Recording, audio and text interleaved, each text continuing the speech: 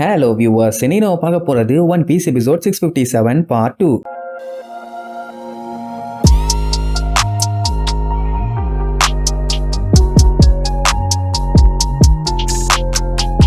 Open பண்ணா கொலோசியத்துக்குள்ள இருக்கிற மொத்த கிரௌடுமே தொண்டையே அத்து போற அளவுக்கு காட்டுத்தனமா கத்திட்டு இருக்காங்க. அட வீணா போன வெட்டி பயிலாம். அந்த லோகன் என்ன ஒலிம்பிக்லயா ஓடி ஜெயிச்சுட்டான். பாவம் அப்புறாணியா தப்பிச்சு ஓட ட்ரை பண்ணவள புடிச்சு வச்சுக்கிட்டு இருக்கான். அதுக்கு இவ்வளவு சவுண்டு. அவ வேற மாட்டினவ புக்குன்னு விழுந்துட்டா. அதுக்கப்புறம் சத்தத்தை கேட்டுதான் அப்படியே எந்திரிப்பா. என்ன நம்ம ஜெயிச்சுட்டோமான்னு லோகன் பார்த்துட்டு கிளிப்ப என்னோட கைக்குள்ள பூனை குட்டி மாதிரி வந்து மாட்டிட்டியா, இப்ப நான் உன்னை என்ன பண்ணணும்? அப்படியே இந்த கிரவுண்ட்லயே பும்ரா மாதிரி ஒரு ஸ்பின் போடட்டுமா, இல்ல இதுக்கு முன்னாடி ஒருத்தனை நசுக்கி கொண்டனே அந்த மாதிரி நசுக்க அப்படியே நசுகுவான். வலி தாங்க முடியாம கத்துவாளா? அப்படித்தான், நல்லா கத்து நல்லா கத்து, சூப்பரா இருக்குதுமா. அவ என்ன ஏஆர் ரஹ்மான் மாதிரி மியூசிக்கா கம்போஸ் பண்ணிட்டு இருக்கா. நல்லா இருக்கு, இன்னும் கத்து கத்துன்னு சொல்ல. ஆனா அவனுக்கு அந்த சத்தம் பிடிச்சிருக்குது. இன்னும் கத்து, இல்லன்னா நான் இன்னும் பிதுக்கு பிதுக்குன்னு பிதிக்கிடுவேன்பா. சொன்னா மட்டும் பரவாயில்லையே, கொஞ்சம் கொஞ்சமா பிதுக்கவா ஆரம்பிப்பான். பாவம் அவளால வலி தாங்க முடியல. அதே நேரம் அவளுக்கு வலிக்குதோ இல்லையோ அதை பார்த்துக்கிட்டு இருக்க நம்ம லூஃபிக்கு சம காண்டாயி அவனுக்கு வலிக்குது போல. அந்த தடிமாட்டு பைய மட்டும் என் கையில சிக்குனா அவனை அப்படியே நசுக்குன்னு நசுக்கி தூக்கி எறிஞ்சிருவேன்பா. இங்க இருக்க எல்லாத்துக்குமே ஒரே பதட்டம். ஐயோ ரெபேக்கா மாட்டிட்டாலே, இப்ப என்ன பண்றது ஏது பண்றதுன்னு.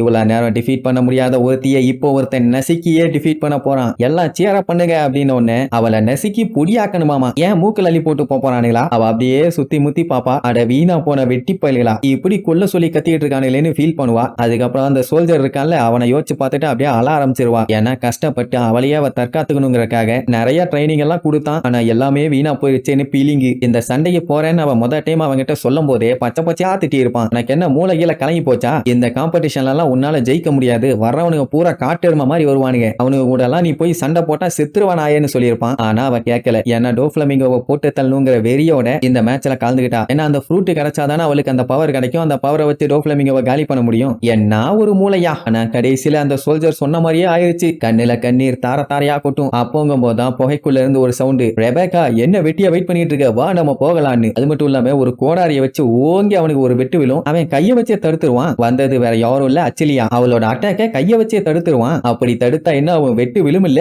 அதனால வலியாயி ரெபேக்காவை கீழே விட்டுருவான். நல்ல வேலை தப்புஸ்டா. இப்ப அந்த அச்சிலியா வந்து ஒரு ஸ்மைலிங் கிளாடியேட்டர் சிரிச்சுக்கிட்டே வந்து ரெபேக்காவை காப்பாத்திட்டா. ஆனா இது எவ்வளவு நேரத்துக்கு தாக்கு பிடிக்கும்னு தெரியலன்னு அந்த ஏங்கர் மண்டே அபசகனமா பேசிட்டு இருப்பான். நல்ல வேலை அச்சிலியா வந்தா. அவளை பார்த்த உடனே லூஃபிக்கும் சந்தோஷம், அங்க இருக்க அத்தனை பேத்துக்குமே சந்தோஷம். இல்லன்னா ரெபேக்காவோட நிலைமை டண்டன் டனக்கனகாதானே. அதுக்கப்புறம் ரெபேக்கா நீ ஓகேவான்னு கேட்டா ஏதோ பரவாயில்லம்பா, என்ன இவ்வளவு சீக்கிரத்துல விட்டு கொடுத்துட்டேன், நீ எப்படியாச்சும் அந்த ஃப்ளேம் ஃப்ரூட்டை வின் பண்ண வேண்டாம், நல்லா வெறியோட சண்டை போடுன்னு இழிச்சுக்கிட்டே சொல்லுவா. ஓகேன்னு அவளும் சண்டைக்கு ரெடி. ஆனா அந்த வெட்டு வாங்கின தடிமாட்டு பைய சும்மா இருப்பானா? கொய்யால என்னையவா வந்து அட்டாக் பண்ற, உங்க ரெண்டு பேத்தையுமே நான் காலி பண்ணி இங்க இருந்து ஸ்டாப்பிங்கே இல்லாம ஸ்ட்ரெயிட்டா ஹெல்லுக்கு அனுப்பிடுறேன் அப்படின்ட்டு பாஞ்சு வந்து ஒரு குத்து. அவ ஷீல்ட வச்சு கஷ்டப்பட்டு தடுப்பான். ஆனாலுமே அவன் பிரஷர் கொடுத்து பயங்கரமா தள்ளிட்டு இருப்பான். அவ ரெபேக்காக்கு அட்வைஸ் பண்ணுவா, இது ஒண்ணு மத்த காம்படிஷன் மாதிரி இல்ல, இந்த மாதிரி காட்டு பண்ணியில ஓடி எல்லாம் நீ ஜெயிக்க முடியாது, சண்டை போட்டாதான் முடியும்பா. அந்த அக்கிலியா சொல்றதும் சரிதானே. அந்த டைம் அவன் பிரஷர் ரொம்ப அதிகமா கொடுத்த உடனே அவளால தாக்கு பிடிக்க முடியல. நல்ல வேலை கையில ஒரு கோடாரி வச்சிருந்தா. அதை வச்சு மறுபடியும் வெட்ட போவா, பேக் அடிச்சிருவான். அதுக்கப்புறம் வந்த வேகத்துல அந்த ஷீல்டுல ஒரு குத்து,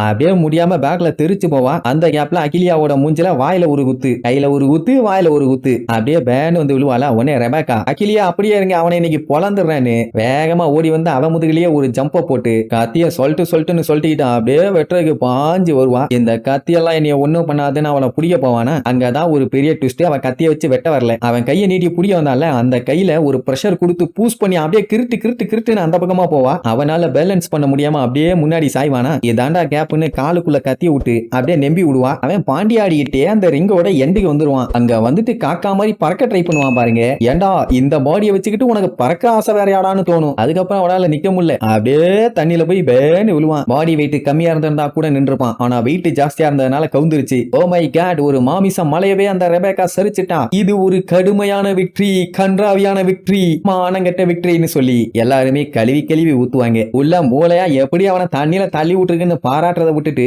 எப்படி அந்த பண்ணி குண்டா மாட்டேனுக்கு போய் சப்போர்ட் பண்ணிட்டு இருக்காங்க. இதுல என்ன நியாயமுங்க? அகிலியா சொல்லிடுவா, நீ கடைசி வரைக்கும் எவனையும் அட்டாக் பண்ண மாட்டேன்னு இவனை தண்ணியில தள்ளி விட்டு சொல்லிட்டேன். ஆனா அவன் அட்டாக் அட்வான்டேஜா யூஸ் பண்ணி அட்டாக் பண்ணியே, அதுதான் வேற லெவலும்பா. அந்த டீம் ஒரே குடுமுடுன்னு சவுண்டு. என்ன குதிரை ரேஸ் ஏதாச்சும் வைக்கிறாங்களான்னு பார்த்தா அந்த தடிமாட்டு பயிலுக்கு அத்தனை பேரும் அவளை அட்டாக் பண்றதுக்காக வெறிகுண்டு வந்துட்டு இருக்கானுங்க. ரெபேக்காவும் அகிலியாவும் சண்டை போட ரெடியா நிப்பாங்க. எத்தனை மாட்டுப்பைய வந்தா என்ன, நம்ம காட்டுத்தனமா சண்டை போடுவோன்னு. என்னானாலும் சரி ரெபேக்கா, நீ எப்படியாச்சும் ஃபைனல்ஸுக்கு போகணும்பா. அவளுமே வெறி கொண்டு நான் ரெடின்னு சொல்லி அட்டாக் பண்ண வர ஒவ்வொருத்தனையுமே ஜம்ப் பண்ணி மிதிச்சே தண்ணிக்குள்ள தள்ளி விடுவா. இங்க எல்லாருமே என்ஜாய் பண்ணுவாங்க. ரெபேக்கா கிளியா மாஸ் காட்டுங்க அப்படி இப்படி நம்ம லூபி ரெபேக்காவோட சண்டையை பார்த்து என்ஜாய் பண்ணிட்டு இருந்தா, குறுக்கால இந்த கேவண்டிஷ் பைய வந்து கடுப்பேத்திட்டு இருப்பான். டே மஞ்சமாக்கா தள்ளி போடா, நாங்க ரெபேக்காவை பார்க்கணும், ஏன்டா உசுர வாங்குறீங்கன்னு கத்திட்டு கிடப்பானுங்க. இப்பதான் லூபிக்கே ஒரு மேட்டர் புரியுது. இவனுங்க தான் ஜெயில மாட்டிட்டு இருக்க தற்கூரி பயிலுக டிவில மட்டும்தான் பார்க்க முடியும், நம்ம பயிலுக்கு அந்த தலையெழுத்து இல்லையே, நான் நேர்ல போய் பார்க்க போறேன்னு அந்த இடத்துல ஓடிக்கிட்டே பேசுவான். என்னன்னா இந்த கண்ட்ரியில இவன் பார்த்த வரைக்கும் எல்லாருமே ரொம்ப சந்தோஷமா இருக்கிற மாதிரி தான் நினைச்சான். ஆனா இங்க வந்து இவனுக்கு நிலைமையை பார்த்ததுக்கு அப்புறம் தான் மேட்டரே தெரியுது, அந்த மாதிரி எல்லாம் ஒரு விளக்கனே இல்லைன்னு. ஆக்சுவலா நம்ம லூபி பார்த்தது வின்னர்ஸோட பிரைட்டான சைடு. அதனால தான் எல்லாம் சந்தோஷமா இருக்காங்க.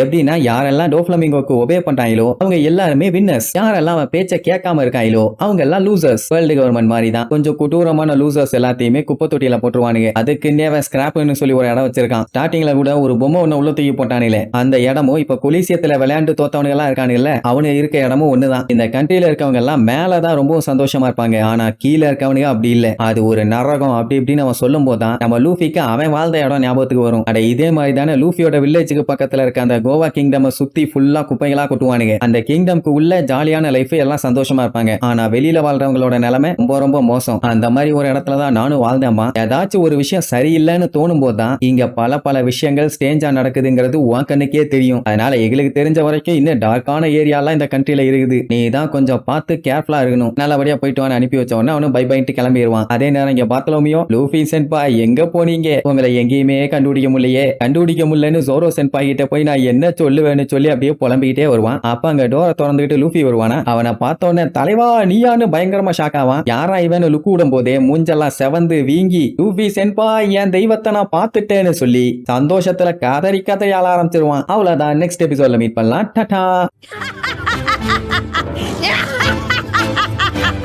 Yeah!